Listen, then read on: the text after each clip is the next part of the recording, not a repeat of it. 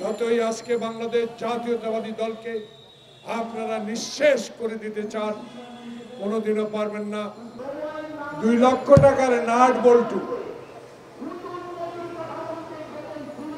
ভারত থেকে আমদানি করেছেন,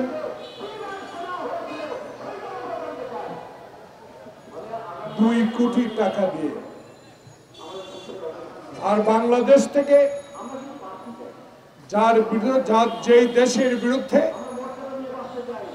আজকে কথা বলার জন্য নবীন দল এই সভার আয়োজন করেছেন, সেই দেশে বাংলাদেশ থেকে কত রেমিটেন্স যায়, কত হাজার হাজার ডলার চলে যায়, সেই খবর কি আওয়ামী লীগ সরকার রাখেন?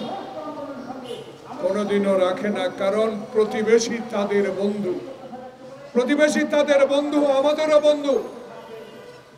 কিন্তু যে বন্ধু লুট করে নিয়ে যাবে, যে বন্ধু বাংলাদেশকে শূন্যের কোঠায় পৌঁছে দিবে, যে বন্ধু ফেলানকে গুলি করে তার কাঁথায় ঝুলিয়ে রাখবে, যে বন্ধু আমার ন্যায্য পানির হিস্সা দিবে না, যে বন্ধু আমাকে গণতন্ত্র প্রতিষ্ঠার আন্দোলনে একটি দলকে সহযোগিতা করবে, যে বন্ধু আমাদেরকে গণতন্ত্র থেকে সরিয়ে নেওয়ার জন্য একটি অবৈধ সরকারকে সমর্থন করবে, সে কশিন কালো কখন কালো আমাদের বন্ধু হতে পারে না।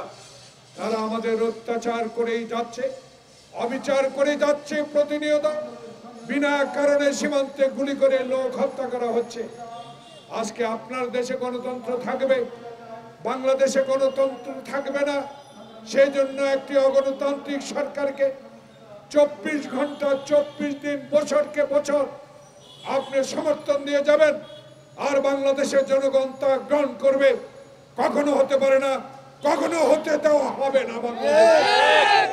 শহীদ জিয়ার দল, বাংলাদেশ জাতীয়তাবাদী দল সৃষ্টি হয়েছে গণতান্ত্রিক দেশ হিসেবে দেশকে প্রতিষ্ঠা করার জন্য, গরিব মানুষকে সেবা করার জন্য, বাংলাদেশের সীমান্তকে পাহাড়ে দিয়ে রাখার জন্য, বাংলাদেশের মানুষকে আজকে গণতান্ত্রিক ব্যবস্থা নির্বাচন দেওয়ার জন্য। যতই আজকে বাংলাদেশ জাতীয়তাবাদী দলকে আপনারা নিঃশেষ করে দিতে চান, কোনোদিনও পারবেন না। কারণ যেই দলের নেতা শহীদ জিয়া বাংলাদেশের স্বাধীনতা ঘোষণা করেছেন, স্বয়ং নিজে যুদ্ধ করে দেশ স্বাধীন করেছেন, সেই শহীদ জিয়ার দলকে কোনোদিনও আপনি নিঃশেষ করতে পারবেন না। শহীদ জিয়ার কবর নিয়ে কথা বলবেন, দেশ নেত্রী রাজনীতি নিয়ে কথা বলবেন, তারেক রহমানকে অসত্য মামলা দিয়ে দেশের বাইরে রাখবেন, তা কশিন কালো বাংলাদেশের মানুষ মানবে না।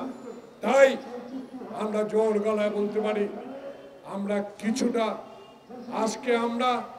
কিছুটাই হইলেও আজকে আমাদেরকে বলতে হবে, আওয়ামী লীগ দয়া করে ক্ষমতায় ছেড়ে দেন। এই ক্ষমতায় থেকে মানুষকে আর অবহেলার দিকে ঠেলে দেবেন না, অবহেলা করবেন না। কারণ যেই জাতি যুদ্ধ করে দেশ স্বাধীন করেছে হাফ প্যান্ট পরে খালি পায়ে, সেদিন আমাদের অঙ্গীকার ছিল 22 পরিবারের বিরুদ্ধে। আজকে লক্ষ পরিবার বানিয়েছেন।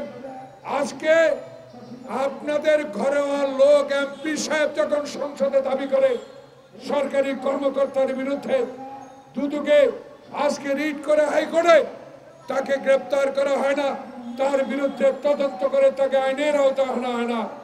আজকে আওয়ামী লীগের উপজেলা চেয়ারম্যানের নির্বাচনে আজকে পত্রিকায় দেখি এমপিদের থেকেও আজকে দুর্নীতিবাদ চেয়ারম্যানেরা আপনাদের দলের নির্বাচন করছে। কয়জনকে গ্রেপ্তার করেছেন? কয়জন এমপির বিরুদ্ধে আপনারা তদন্ত করে দুদকে আজকে মামলা দায়ের করেছেন? কারণ করবেন না, করার কারণ নাই।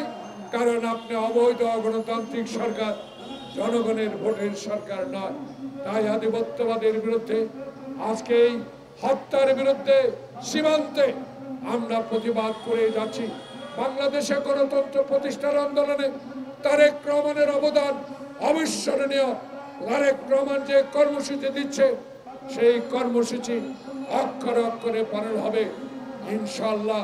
স্বৈরাচার ক্ষমতায় টিকে থাকে রাষ্ট্রীয় যন্ত্র ব্যবহার করে, সেই রাষ্ট্রীয় যন্ত্র আপনারা ব্যবহার করে বিএনপিকে নির্মূল করতে চাচ্ছেন, ইনশাল্লাহ বিএনপি নির্মূল হবে না। বিএনপি যুগে যুগে টিকে থাকবে এই তরুণ নেতাদেরকে নিয়ে। তারেক রহমান বাংলাদেশে একদিন সরকার প্রধান হবে ইনশাআল্লাহ, অপেক্ষায় আছি। তাই আজকে বলতে চাই, আসুন বন্ধু থাকেন, যে বন্ধু অত্যাচার করবেন, যে বন্ধু দেশকে লুটে নিয়ে যাবেন, দেশের সম্পদ লুটে নিয়ে যাবেন, তাকে আমরা বন্ধু বলতে চাই না। তার বিরুদ্ধে আমাদের অভিযোগ থাকবে, তার বিরুদ্ধে প্রতিবাদ থাকবে, কারণ এই প্রতিবাদে একদিন প্রতিবাদ মুখরে উঠবে জনগণ। যেই জনগণ যেই ইনশাল্লাহ এই সরকারকে পতন ঘটাবো। সবাইকে ধন্যবাদ।